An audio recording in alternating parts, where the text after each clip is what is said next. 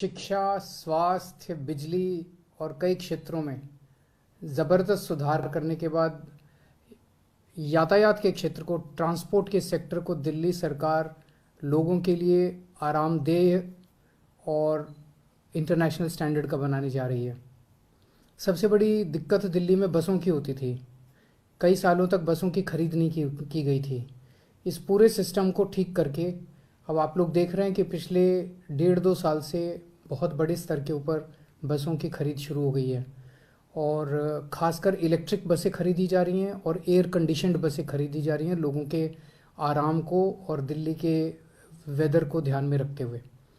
आज आपको मुझे ये बताते हुए बेहद खुशी हो रही है कि आज हमारी कैबिनेट की मीटिंग हुई थी और कैबिनेट की मीटिंग में 1950 बसों को खरीदने की मंजूरी दी गई है।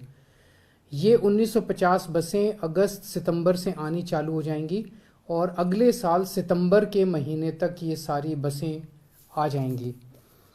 इसके अलावा अभी फ़िलहाल हमारे पास 7200 बसें हैं। आज तक दिल्ली के इतिहास में 7200 बसें भी आज तक कभी नहीं रही थी।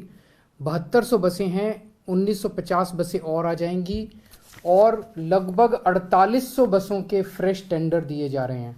इसके अतिरिक्त फ्रेश टेंडर 4800 बसों के दिए जा रहे हैं। लेकिन साथ साथ अगले 2-3 साल के अंदर कई बसें पुरानी हो जाएंगी, उनकी लाइफ ख़त्म हो जाएगी, उन्हें रिप्लेस करना पड़ेगा। इन सारी चीज़ों को अगर हम जमा घटा करें तो दिसंबर 2024 तक हमारे पास दिल्ली की सड़कों पे 11,910 बसें होंगी। ये जो दिल्ली की रिक्वायरमेंट है उसके अनुरूप है। दिल्ली को लगभग 11-12 हज़ार बसों की ज़रूरत है। दिसंबर 2024 तक हम ये टारगेट अपना पूरा कर लेंगे कि हमारे पास लगभग 11,910 बसें होंगी, तो पर्याप्त बसें होंगी। अब हमारा मकसद है कि पूरे ट्रांसपोर्ट सेक्टर को इंटरनेशनल स्टैंडर्ड का बनाया जाए। इन सारी जितने भी अलग अलग ट्रांसपोर्ट के साधन हैं, टैक्सी है, ऑटो है, मेट्रो है, बसें हैं, इन सब को इंटीग्रेट किया जाए, इन सब को सारे सेक्टर को मॉडर्नाइज किया जाए। उसके ऊपर अब हम ध्यान देंगे ताकि दिल्ली के ट्रांसपोर्ट सेक्टर में भी मूल चूल और अच्छा परिवर्तन किया जा सके। आज कैबिनेट के अंदर और भी कई इम्पोर्टेंट निर्णय लिए गए।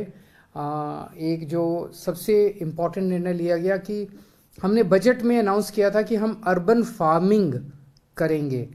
अर्बन फार्मिंग मतलब middle class, upper class, lower middle class लोगों के घरों में, जिन जिन लोगों के घरों में थोड़ी बहुत जगह है बालकनी में, छत पे, और वो अगर छोटी मोटी फार्मिंग करना चाहते हैं, सब्जियां उगाना चाहते हैं, फ्रूट्स उगाना चाहते हैं, तो हम उनको सब्जियां फ्रूट्स उगाना सिखाएंगे। शुरू में उनकी मदद करने के लिए हम उन्हें कुछ बीज और कुछ वो प्रोवाइड करेंगे। तो इसको पूरे सेक्टर को 2 पार्ट में हमने डिवाइड किया है। एक वो लोग जो अपने घर की खपत के लिए अपने घर में सब्जी और फल उगाना चाहते हैं, और एक वो लोग जो इसको बिजनेस करना चाहते हैं, उनके पास मान लीजिए थोड़ी ज़्यादा स्पेस है और वो बिजनेस के तौर पे कुछ करना चाहते हैं। जो लोग अपने घर की खपत के लिए उगाएंगे उन्हें सेहतमंद अच्छी ऑर्गेनिक सब्जियां मिलेंगी और उनकी बचत भी होगी, क्योंकि सब बाज़ार से सब्जियां खरीदनी नहीं पड़ेंगी, उतना पैसा बचेगा। और जो लोग इसको अपने बिजनेस के तौर पे, मान लीजिए गृहिणी कोई छोटा मोटा बिजनेस के तौर पे इसको करना चाहती हैं, उन्हें एक्स्ट्रा इनकम उनकी फैमिली को होगी, तो एक तरह से रोज़गार उत्पन्न करने का भी साधन होगा। तो इसके लिए हम कई बड़े स्तर पे एक्सपर्ट्स को हायर कर रहे हैं और इंडियन एग्रीकल्चर रिसर्च इंस्टीट्यूट के साथ हम लोग इसके साथ टाई अप करने जा रहे हैं।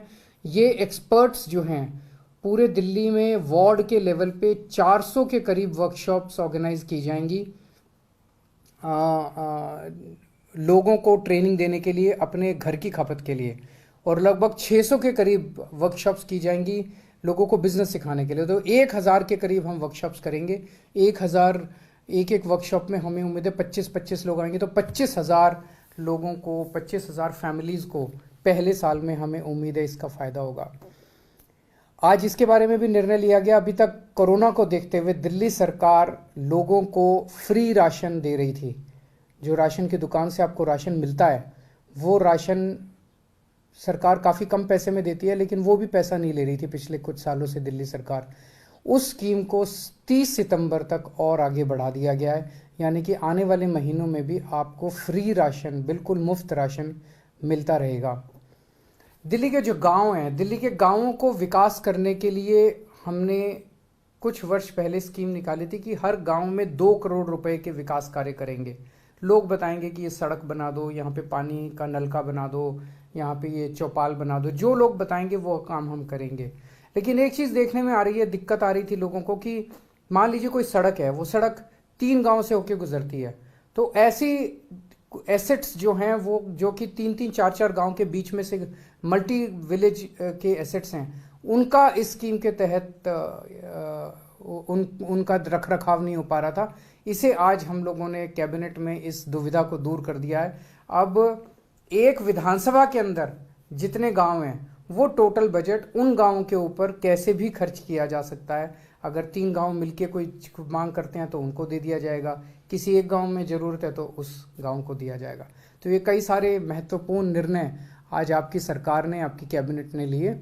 मैं उम्मीद करता हूँ इससे आपकी ज़िंदगी में और सहूलियत होगी। बहुत बहुत शुक्रिया।